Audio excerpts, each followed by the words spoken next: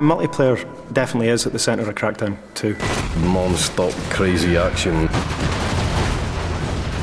It's a very physical game. You can ram people out of the way and it flips them up and they spin off into the sky. With plenty explosions.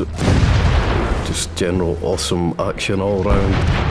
Picking up vehicles, throwing them across the road. A multitude of weapons at your disposal. If you can break it off, you can use it and you can hit people with it. It can just cause complete devastation. We just thought, right, well, let's go all out. Let's give them as much as we possibly can. In order to make things clean, you destroy everything.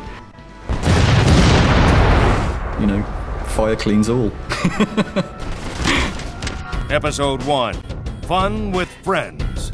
A lot of people love the fact that you can have this open world environment and mess around with your mates. We've doubled the amount of players for co-op. We've turned it up to 4-player co-op, 4 times the people, 4 times the fun, basically. There's so many things to do in the city, it's pretty remarkable that we've managed to fit that in. We have to make all of those missions support 4 players. And not only that, we have to make sure that those missions are supported for 4 players playing 4 different missions scattered around the world of Pacific City. You've got all of the, as everybody knows, the orbs. It's about making sure that, you know, you have that group experience with orbs, like renegade orbs, where, you know, they actually make it pretty tricky for you to get hold of them and they run away from you. You know, one person can chase them and another person can figure out where they're going and kind of help out. Races, so you've got rooftop races, road races.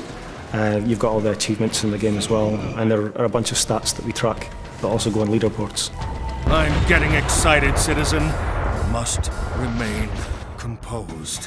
One thing we're pretty proud of is that you can then seamlessly go from your campaign game into your multiplayer game. There was a few times when you'd be playing the game and somebody would enter your game when you were testing and you didn't actually know they were in, and then suddenly this rocket would come from the side and there's one of the guys who's just joined your game and started blowing everything up. Your friends come home from school or work or whatever, they just jump straight into your game. The player can come at a problem from 4 different sides and just defeat it that much faster. We've added turreted weapons to all of the vehicles as well. Nominate one guy to drive, he jumps in, 3 of you jump in the back of the vehicle, one of you might have a rocket, another guy a heavy machine gun. You can just be a 100-mile-an-hour killing machine soaring through the city. It's awesome.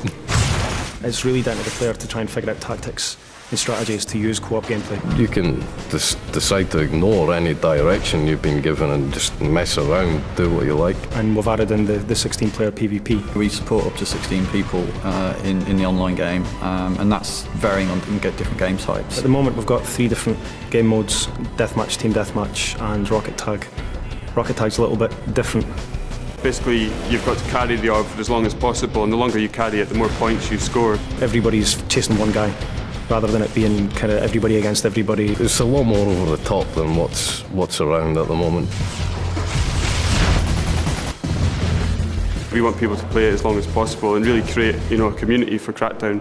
What I describe as one way of playing the game, someone else is going to say, oh, I'm not sure about that, but will have a completely different and brilliant experience than somewhere else in the game. So, I mean, there's so many different aspects, and we've tried to cram a lot in Crackdown 2 and just hope that you guys enjoy it. Brace yourself, man, it's going to be a wild ride.